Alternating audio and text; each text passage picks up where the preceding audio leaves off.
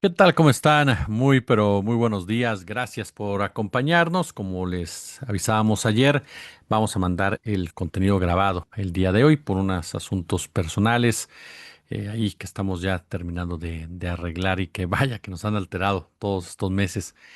Claudia Sheinbaum está asustada. Estados Unidos se reserva el derecho de atacar a México, llevar a cabo acciones territoriales o por tierra en México. Trump capitula ante Irán e Israel rompe la tregua, rompe este acuerdo, atacando el Líbano. ¿Quién es el que realmente está asustado? ¿Trump o Sheinbaum? ¿Quién es el que realmente representa un narcoestado? ¿Trump o Sheinbaum? ¿Quiénes son realmente los enemigos de la humanidad? ¿Trump, Netanyahu o los iraníes? Preguntas que me parece tienen una respuesta demasiado obvia. Solamente los necios, con todo respeto, solamente los conservadores de cepa, solamente aquellas, ¿no? Que deciden ponerse una venda en los ojos para justificar sus propias carencias emocionales, su propia falta de empatía, su propia falta de identidad, ¿no? Con la clase social a la que realmente representan y pertenecen y no a la que absurdamente aspiran ser. Y digo absurdo no de una forma peyorativa, sino porque el mismo sistema que defienden se los impide. Entonces, es estar tratando de esculpir, ¿no? De esculpir una pared de acero.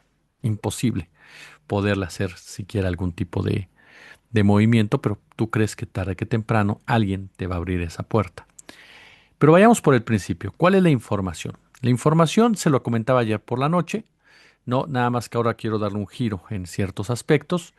Obviamente ya para esta hora la presidenta habrá dado una respuesta que seguramente será acorde al estilo que la presidenta ha manejado hasta ahora, de no dejarse llevar por las declaraciones de Donald Trump, de responder con firmeza, de dejar en claro que México es un país soberano, que México es un país que toma sus propias decisiones, que México es un país no, que sin duda alguna no tiene por qué bajar la cabeza ni acatar las indicaciones por parte de los Estados Unidos y dejando muy en claro que México no tiene, o ella, la presidenta, no tiene ningún atisbo de susto, ni atisbo de miedo, ni mucho menos, ¿no? Y eso queda claro por las acciones que se han estado llevando a cabo hoy por hoy en nuestro país. Pero además, me parece que ya es momento también de dejarnos de cosas y lanzar otra pregunta. ¿Qué país controlan las drogas? ¿No? También. Porque ya basta de que usted, señor Donald Trump, junto con toda la caterva de políticos estadounidenses, empresarios estadounidenses y militares estadounidenses, nos echen siempre ese cuentito de que los cárteles controlan México. Amén de lo que ya hemos expresado de su influencia directa en la creación y operación de los cárteles en México, con una finalidad de contrainsurgencia y control social y de extractivismo. Ustedes son un país controlado por las drogas, en todos los sentidos, en todos los aspectos. A ustedes, en el aspecto político, económico, militar, social, los controlan las drogas. Así de claro, porque ustedes son un gran cártel. El único país que no es soberano, el único país que es un narcoestado son ustedes. Es muy fácil decir, claro, vendrán los intelectuales de derecha, los académicos, los puristas a decirme, no, no, no, es que las instituciones de Estados Unidos, es que no, no. Hablemos de geopolítica y hablemos, por supuesto, más allá del discurso y narrativa dictada por Washington. Hablemos de realidades y hablemos de historia. Dejémonos ya de paparruchadas, en pocas palabras. Esto no es solamente ponerte el casco de aluminio, sino que es sumamente comprobable. La nota de ayer tiene que ver de entrada con eso, un Donald Trump asegurando que la doctora Sheinbaum es una mujer asustada, asustada, está muy asustada. Y el gobierno ha perdido el control del país. Esto lo dijo durante el cierre de la cumbre del G7. Los cárteles controlan México. Es triste. La presidenta es una muy buena mujer, pero es una mujer muy asustada. Hemos hecho un gran trabajo. En fin, se aventó una perorata Dice, ahora vamos a centrarnos en la tierra, las drogas pasan por México.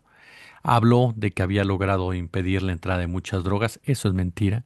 Se aventó un rollo todo pispireto ahí diciendo que pasan por las ruedas de los trailers y por los coches. Es una enorme hipocresía de este hombre porque él sabe bien que la droga, las grandes cantidades de droga pasan por sus propias aduanas. ¿Para qué se está haciendo güey en pocas palabras? No. Entonces, dice, hemos firmado un acuerdo para intensificar la coordinación contra el tráfico de drogas y detenerlo es una locura. Dice, es una locura. Viene a través de México. ¿Estados Unidos podría detener el tráfico de drogas en México? ¿Le conviene detener el tráfico de drogas en México? Respondamos también esa pregunta. ¿Le conviene defender el tráfico de drogas de México a Estados Unidos cuando ellos lo han instrumentalizado? Por supuesto que no. No le conviene a Estados Unidos detener el tráfico de drogas en México. Primero, por el impacto social que tendría. Segundo, porque se quedaría sin pretextos. Tercero, porque tendría, como en todos los demás, las demás aristas eh, socioeconómicas de Estados Unidos, una falta de producción propia. Es decir, ellos producen una muy buena cantidad de drogas, pero no para satisfacer su enorme mercado. Ajá. Porque al igual que el libre comercio, como tal, al igual que el neoliberalismo, pues en el tema del tráfico de drogas o de las drogas como tal, Estados Unidos lo que ha hecho es dispersar responsabilidades y crear cadenas de producción, cadenas de suministro en otros países que terminan derivando en su propio territorio para su propio beneficio económico, político y bélico. Eso, si se da cuenta, es lo mismo que cuando hablamos de una economía legal. Y aquí me parece, viene la declaración ahora de este otro señor, no, que también pues es un personaje que hay que tenerle mucho cuidado, este hombre, a J.D. Vance, el vicepresidente, porque es un hombre que juega mucho con esta meritocracia, aspiracionismo. Bueno, hasta hay una película por ahí, que recibió muchos galardones por un libro que él dio sobre su vida, ¿no? Como tal. Y este hombre dijo que tomarían medidas militares en México, así lo dijo. Tomaríamos medidas militares en México para combatir a los cárteles del narcotráfico. Aunque agregó que no nos encantaría esa situación, que lo que nos encantaría es trabajar con el gobierno mexicano. A mí me encanta toda esta diatriba ya pachurresca, porque uno pensaría que el gobierno de Estados Unidos, y lo digo con todo el respeto para las personas que sí padecen una enfermedad de esta naturaleza, es un gobierno esquizofrénico, es un gobierno que un día dice una cosa, otro día dice otra, que dependiendo de su estado de ánimo sale un funcionario a declarar algo, van con el Congreso y declaran una cosa muy diferente a la que dicen en los medios de comunicación. Estas declaraciones de Vance y de Trump nunca hay que dejarlas de lado, nunca, pero también hay que dejar en claro que están muy influenciadas por una derrota durísima, durísima que recibieron por parte de Irán. Es la capitulación de Estados Unidos en Irán. Entonces tienen que mostrar también fortaleza interna, porque si me estoy rindiendo ante Irán, que es algo que Israel va a tratar de sabotear y va a filtrar los Einstein y va a golpearnos a través de MAGA, pues tengo que mostrar una fortaleza en mi propio territorio. Tengo que demostrar que México no se va a salir del huacal, porque ya lo hemos dicho, para una población mayoritaria de MAGA, para los líderes de MAGA, para los principales personajes en el gobierno de Estados Unidos de MAGA, México es el enemigo a destruir. Entonces, en ese sentido, en ese marco, para Trump es redituable, para Vance es redituable golpear a México. Ahora, ¿se va a quedar en golpes? Uno pensaría que la lógica quedaría ahí, en un golpe verbal, pero tristemente esta desesperación que vive Estados Unidos por este tipo de resultados de guerras absurdas y estúpidas y por la crisis económica que enfrenta y por la pérdida de competitividad que enfrenta con China, lo convierten en un animal sumamente peligroso, en un animal herido, capaz de cualquier tipo de decisión, por más absurda que nos pudiera parecer, ¿no?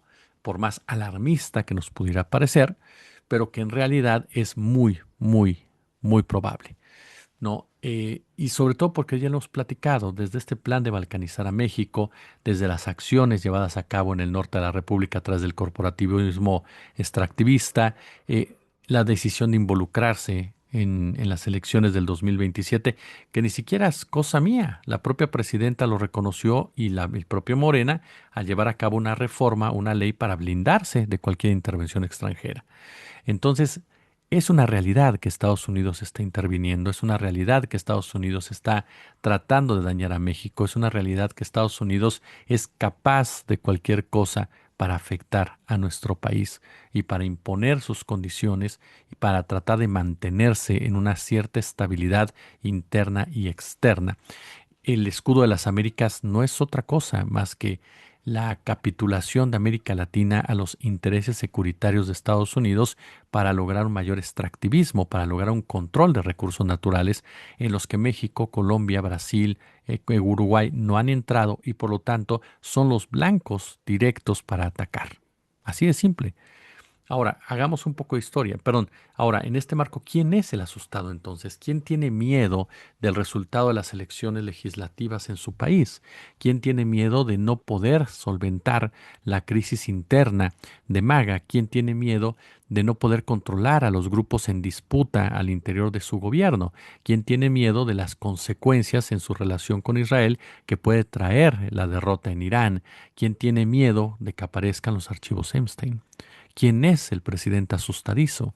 ¿Quién es el presidente que necesita llegar a los lugares y reafirmar que es el macho alfa cuando resulta ser un verdadero pedante risible? Así de sencillo, un tirano. ¿Quién es el que tiene tanto miedo de una pequeña isla, ideológicamente hablando, que necesita agredirla, que necesita saquearla, que necesita bloquearla, que necesita desaparecerla del mapa? ¿Quién es el que tuvo tanto miedo de un presidente de una nación bloqueada que tuvo que ir a secuestrarlo? ¿Quién es el que tiene tanto miedo de que la izquierda se mantenga en el poder que tiene que apoyar financieramente a un delincuente? Y podemos seguirle. ¿Quién es el que le tiene pavor a ir a China? ¿Quién es el que le tiene pavor de ver de frente a Vladimir Putin? ¿Quién es el que ni siquiera se cruza con el presidente de Corea del Norte? ¿Quién es? Ajá, el que le tiene miedo hasta a su propia sombra. ¿Quién es el país que siempre está inventando pretextos para atacar a otros? ¿Quién es el país que vive en un estado constantemente narcotizado? ¿Quién es el país que se defrauda a sí mismo financieramente para provocar mayor riqueza y mayor pobreza? ¿Quién es el país realmente y el gobierno que tiene miedo? ¿Quién es la sociedad que tiene miedo de que las minorías sigan creciendo, desarrollándose y tomen un papel más protagónico? ¿Quién es el papel? ¿Quién es realmente el presidente asustado? ¿Quién es el presidente que se guarece alrededor de muchos militares y agentes de seguridad bastante malitos, por cierto? ¿Quién es el presidente que teme que su propio gobierno termine asesinándolo? ¿Quién es el presidente que tiene miedo? J.D. Vance es un palero de los intereses tecnofeudales, de Palantir, de Oracle, quienes le han metido muchísima lana a este Vance, quienes lo llevaron a la vicepresidencia, quienes lo inventaron literalmente, quienes le crearon toda esta historia de superación personal para que tarde o temprano esté ahí, siendo el primer presidente tecnofeudal de la historia. Trump, Trump simplemente es el paso que dará el paso hacia ese punto. Pero esa es la realidad. ¿Quién tiene miedo hoy de que sus bases militares sean voladas por países de una potencia media? ¿Quién tiene miedo de no poder ayudar a sus aliados en ese marco? Entonces, ¿quién es realmente el presidente asustado? ¿Quién es el gobierno asustado? ¿Quién es el país asustado y que por eso actúan de esa manera? Hay un informe de la ONU, ni siquiera es de su servidor, del 2019, fíjese, desde hace cuánto estamos hablando, en donde da cuenta del panorama del narcotráfico en el mundo y en donde aparece, por supuesto, ¿no?, el protagonismo de la Unión Americana como principal consumidor, y en donde se habla de Colombia y de México, ¿no?, como los países productores en este marco. Y se enmarca en una estrategia de militarización que incluso en 2011, por cierto, en 2011 hubo un periodista estadounidense, Mike Whitney, quien fue enfático en un comentario en donde advirtió que el narcotráfico era el eslabón del poder financiero estadounidense. Desde el 2011, imagínese lo que uno ya leía, Él dijo, esto no tiene que ver con las drogas, se trata de una política exterior chiflada que apoya a ejércitos por delegación para imponer el orden por medio de la represión y de la militarización del Estado policial. Whitney dijo, se trata de expandir el poder norteamericano y de engordar los beneficios de Wall Street desde el 2011, desde esa época. Es decir, hablamos de una lógica militar, económica, empresarial, que utiliza las drogas con ese doble efecto. Por un lado, una ola de violencia en los países donde la DEA, la CIA y el FBI actúan con alianza con los cárteles, y por el otro, la destrucción de la salud de los estadounidenses, ¿no? Adictos a las sustancias ilícitas, factor que representa la primera causa de mortalidad en este país y que se convierte en un excelente manejo social. Ahora, eh, el periodista Alfonso León recordó que a instancias de la CIA, los hombres se me escapa ahorita, de la guerra de Vietnam, en la guerra de Vietnam, ¿no? A instancias de la CIA, recordó Alfonso León, los hombres de Dien, ¿no? Quien derrocó al emperador títere de los franceses, Bao Dai, en los 50, empezaron a utilizar aviones norteamericanos para transportar armas y suministros en apoyo a las fuerzas del Kuomintang que enfrentaban a la revolución comunista en China. Las operaciones de regreso se utilizaron para cargar las aeronaves con opio a la vista de todo el mundo, para financiar la naciente guerra en Laos, en Camboya, y las compañías aéreas fueron popularmente bautizadas como Air Opium. Imagínense, esto lo dijo el periodista Alfonso León. Incluso perseguir la heroína implicaba en ese momento enfrentar a los aliados y en plena Guerra Fría bajo el efecto del efecto dominó, bajo el peligro del efecto dominó, cualquier cosa era preferible a la instauración de un nuevo régimen comunista en Asia. Incluso el presidente John F. Kennedy intentó forzar un viraje en los apoyos a sus aliados vietnamitas para salvar la credibilidad de la participación en este conflicto, pero ya el negocio pues se había diversificado, transformando el opio en heroína con productos químicos que eran importados desde la colonia británica de Hong Kong, y tal viraje pues no ocurrió. No, eso es un hecho. Ahora, la guerra contra Ho Chi Minh y su pueblo pues abrió la famosa narcorruta oceánica del Pacífico, ¿no? Eh, Así de claro. Y sobre todo abrió las fronteras estadounidenses a la heroína. No fue Colombia, no fue México, fue la guerra de Vietnam. Los soldados, totalmente traumatizados, se volvían adictos a las drogas, pero también a la marihuana, ¿no? Así de sencillo. Incluso hay datos de la época que hablan de que el 60% de los efectivos militares consumían algún tipo de droga. Eso en 1965. Hay un libro que yo les recomiendo mucho que se llama Las drogas en la guerra. Es un libro de Lukas Kamiński. Es un investigador polaco que muestra cómo la guerra de Vietnam representó para Estados Unidos la primera guerra farmacológica real, debido al acceso de múltiples drogas diferentes con las que los soldados se automedicaban, como el alcohol, ¿no? La marihuana, la heroína, el LSD, opio, barbitúricos, en general consumían de todo, ¿no? Todo esto, y Vietnam se convirtió en un paraíso de las drogas. Es decir, el efecto del narcotráfico combinado a la guerra fue tan fuerte, tan intenso, tan intenso, que lo podemos ver incluso en diferentes cintas de Hollywood. Pero a partir de ahí, el narcotráfico se transformó en un instrumento para las guerras ilegales y coloniales de las élites políticas y económicas, en un negocio transnacional que obviamente transformó a los propios estadounidenses en clientes, en esclavos de una maquinaria de transporte, importación, distribución, venta controlada por las agencias de seguridad, por el espionaje de su propio gobierno, por ajá, las agencias de inteligencia israelíes, generando una cantidad de dinero para los banqueros, por ejemplo, impresionante. Ya hemos hablado del caso de la Revolución Sandinista, ya hemos hablado de Bush, ya hemos hablado de la CIA, precisamente, ya hemos hablado lo que denunció en su momento Oliver North, Elliot Abrams, ¿no? En ese marco, ya hemos hablado de la operación en Los Ángeles, que se conocería tiempo después como la epidemia del crack, ¿no? Debido a la debacle social, espiral de violencia, asesinatos producto del narcotráfico que cambió para siempre a esta ciudad y que está perfectamente documentado, ¿no?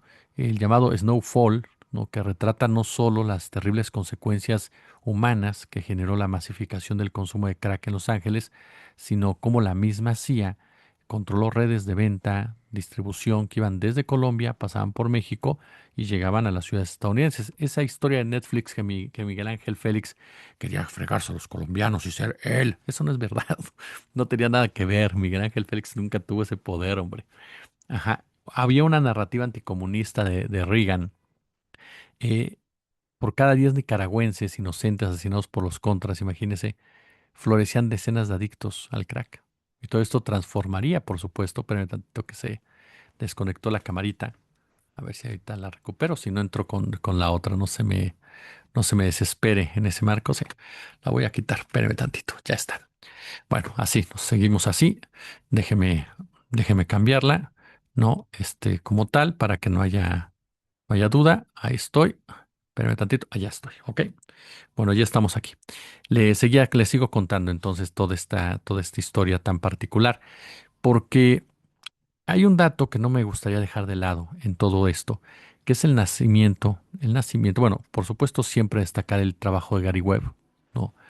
Eh, el periodista que publicó esta serie de artículos en el periódico San José Mercury News de California que hicieron la historia de las conexiones entre la CIA, el narco y la guerra en contra de Nicaragua, no literalmente, de cómo todo esto operó y bueno, lo que le costó a Gary Webb, en definitiva, dar a conocer esta información, persecuciones, presiones, aislamiento, acabaron con su reputación.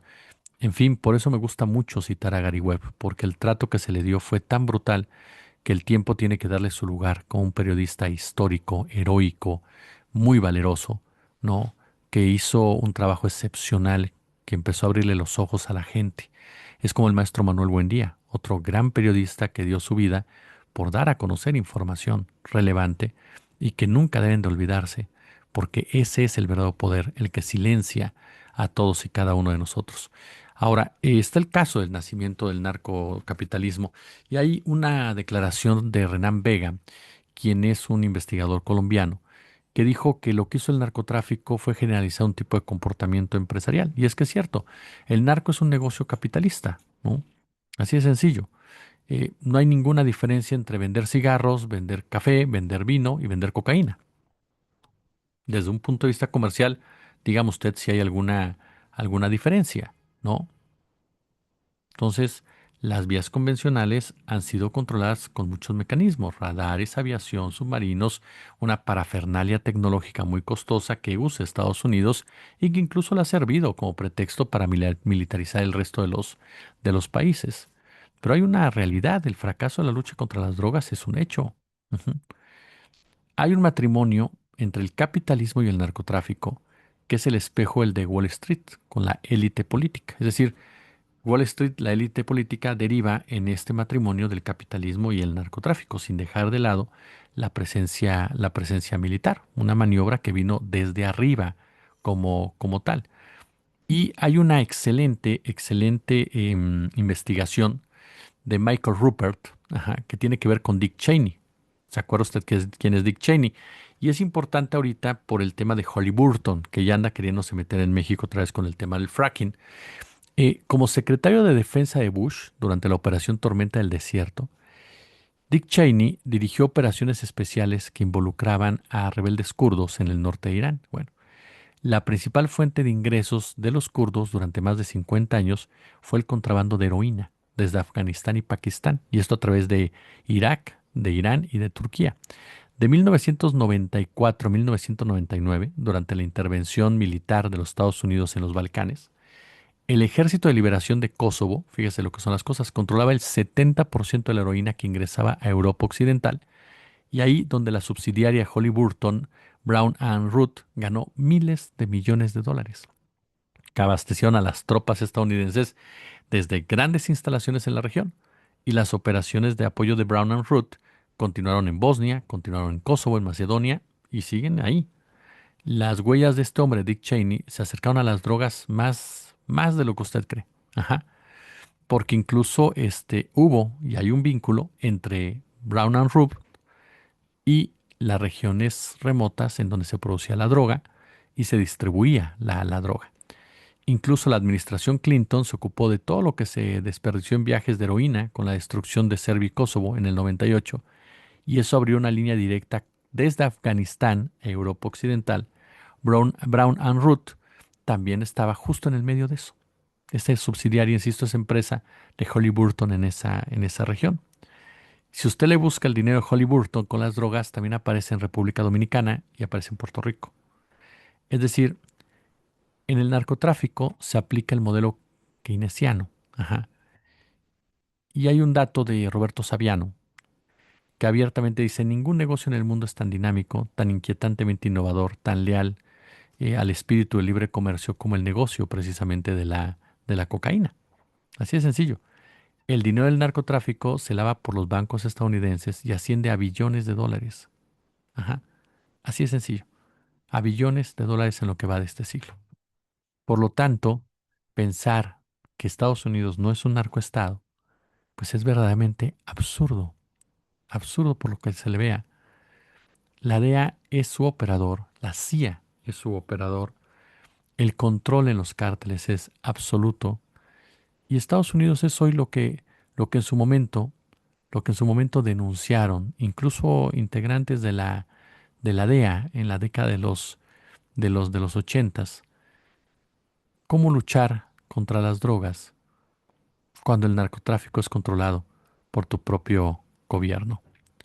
Estados Unidos, sus élites políticas, económicas, tecnológicas, militares, su sistema financiero, es el mayor beneficiario del narcotráfico global. Es decir, México no es el narcoestado, Colombia no es el narcoestado. El narcoestado, por su propia historia, es Estados Unidos. El país, el gobierno asustado, es el de Donald Trump por todo lo que está viviendo en la actualidad y por eso su violencia en contra del nuestro y por eso su afán de tener México sin mexicanos. Lo demás de que esta es una narcodictadura es una ridiculez, porque el verdadero narcotráfico, el verdadero narcoestado, el verdadero estado criminal, el narcoimperio, es el que te acusa de eso. Pulgares arriba. Déjenme su comentario, su punto de vista y como siempre un gusto, como siempre un placer.